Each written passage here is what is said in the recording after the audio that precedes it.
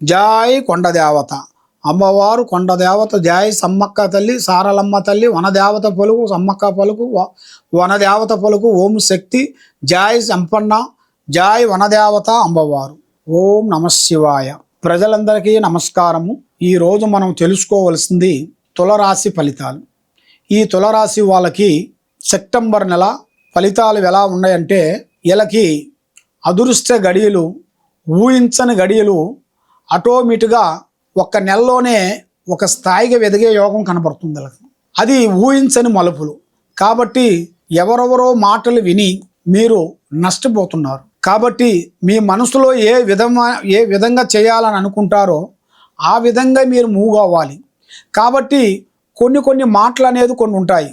మాటలు అంటే అన్ని మాటలు కావు, కొన్ని మంచి ఉంటాయి, కొన్ని చెడు ఉంటాయి. కాబట్టి మనకు మనసులో కలిగిన ఆలోచనలు ఎదుటివాడితో చెప్పి చేయొద్దండి. దానివల్ల అతి ఘోర భయంకరమైన ఇబ్బందులు కొన్ని ఎదురయ్యే మార్గాలు కొన్ని కనబడుతున్నాయి. డబ్బు ఏ విధంగా మనం సంపాదిస్తాం, కానీ మనిషికి ఒక మనశ్శాంతి అనేది మనం సంపాదించలేము. అవి ఎన్ని కోట్లు పెట్టినా మనకు రాదు. కాబట్టి నువ్వు ఎన్ని రోజులు మంచివాడు అనిపించుకున్నా కూడా ఆ ఒక్క టైంలో మనకి చెడ్డ పేరు వచ్చిందిరా అంటే, మనకి ఇన్ని సంవత్సరాలు పడ్డ కష్టము, ఇన్ని రోజులు పడ్డ పని, ఇన్ని రోజులు పడ్డ విధానాలన్నీ వ్యర్థమైపోతాయి. ఎందువల్ల? కాబట్టి ఇన్ని రోజులు మనల్ని మంచి వాళ్ళు అన్నవాళ్ళు కూడా ఆ నిమిషానికి ఫలానా వాడు కరెక్ట్ అయిన మనిషి కాదని మన మీద కొంచెం తాడుపేని, లేనిపోయిన శకాకులు కొన్ని పెట్టే జాతకాలు కొన్ని కనబడుతున్నాయి. అది ఎవరూ కాదు, మీ బంధువులే. ఈ తులరాశిలో చిత్తా నక్షత్రము, స్వాతి నక్షత్రము, విశాఖ నక్షత్రము, ఈ 3 నక్షత్రము కలిసిన వాళ్ళు జాతక ఫలితంలోనే కనబడుతుంది. ఈ 3 నక్షత్రాలు కలిస్తేనే తులరాశి ఫలితాలు.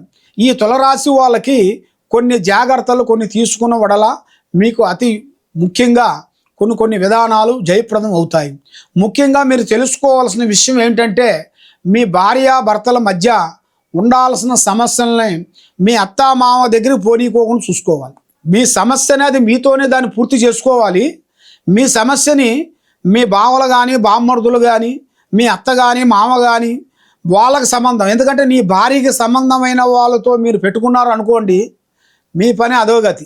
కాబట్టి మీ పని, మీరు చేసే కార్యక్రమం, మీరు అనుకున్న పనులు అది మీ ఆలోచన ప్రకారంలోనే వెళ్ళిపోవాలి.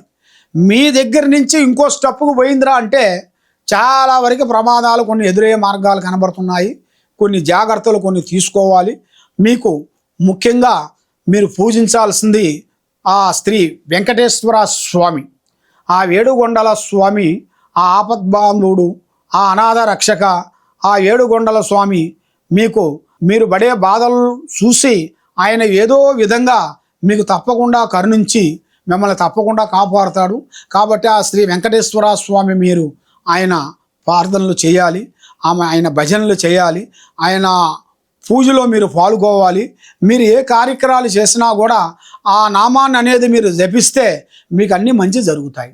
సర్వో జనా సుఖినో భవంతు. ఓం నమః శివాయ.